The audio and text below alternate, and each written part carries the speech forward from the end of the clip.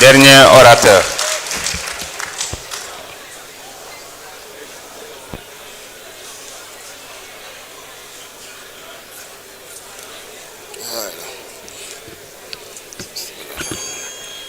Merci beaucoup, Monsieur le Président, Monsieur le Premier ministre, Mesdames et Messieurs les membres du gouvernement, chers collègues, maa ngi leen di nuyu. Monsieur le Premier ministre, maa ngi lay gërëm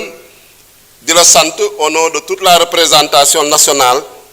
pour respect bu nga jox suñu règlement intérieur parce que article 104 règlement intérieur bi moo wax ñetti weer yu ne premier ministre ak gouvernement bi war na fi ñëw pour question d'actualité au gouvernement ñun suñu assemblée nationale bi daf nañ 15 mois ñoo ngi fi ñëw nga fi bii mooy 4e fois bi nga fiy ñëw donc loolu di wane respect bu nga jox assemblée bi respect bu nga jox suñu règlement intérieur ak respect bu nga jox peuple sénégalais parce que wax nga ko exercice de vérité la exercice de responsabilité la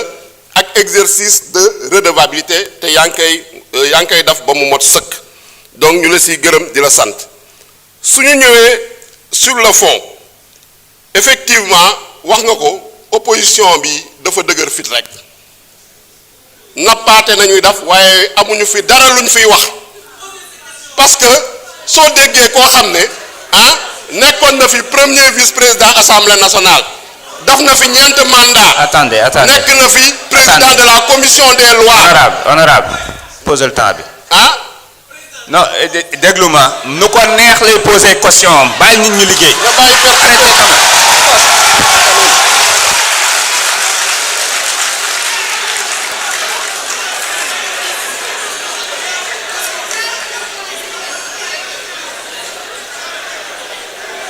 Vous ne pouvez pas venir ici, dire le pouvoir et refuser qu'il parle de l'opposition. Il faut arrêter quand même. Laissez-le terminer. On est en démocratie. Donc, dama ne nañu bàyyi caaxaan nañu bàyyi tappale nañu bàyyi naxante bi munoo fee nekk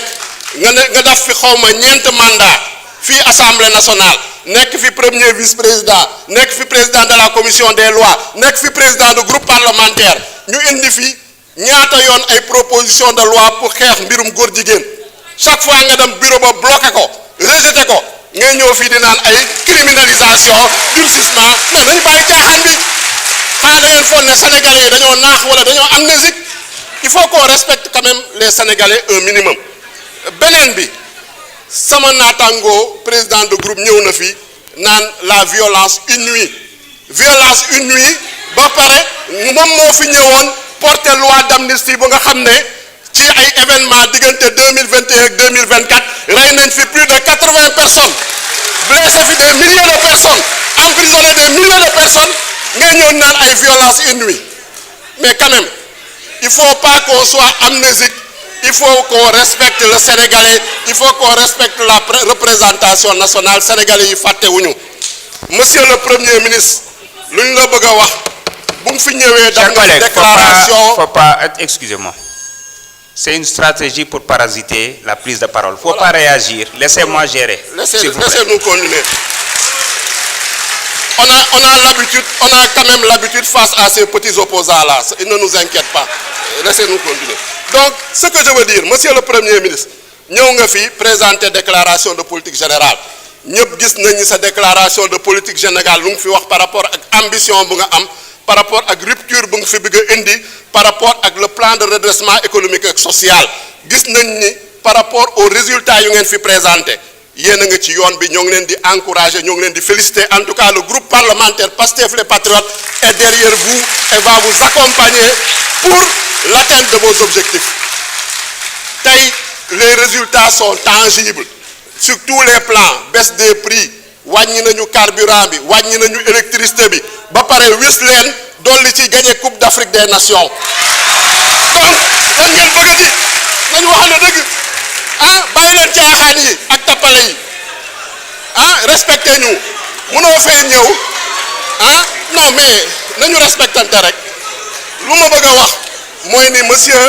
le premier ministre ñoo ngi leen di encourager ci dynamique bi ñëpp comprendre nañ ni on est dans une phase de redressement nag lépp luñ ci soxla daf leen ko en termes de résultats en termes de moyens incha allah assemblée nationale bi dina leen ko jox lu ci des nag continuez résolument vos chemins, la caravane avance, les chiens aboient, la caravane passe. Et je dirais même, les chiots aboient, la caravane passe. Donc, monsieur le Premier ministre, une question rek la amoon lu mu lay poser ci contexte redressement économique et social bi ban message nga bëgg a adresser aux Sénégalais ban message nga bëgg a adresser au peuple sénégalais parce que ñoo ñu amal solo c'est pas ces petits opposants là ak c'est vraiment je vous remercie.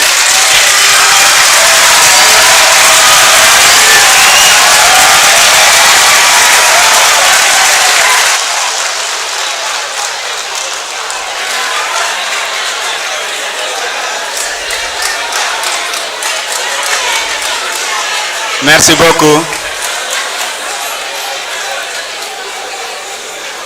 Merci beaucoup.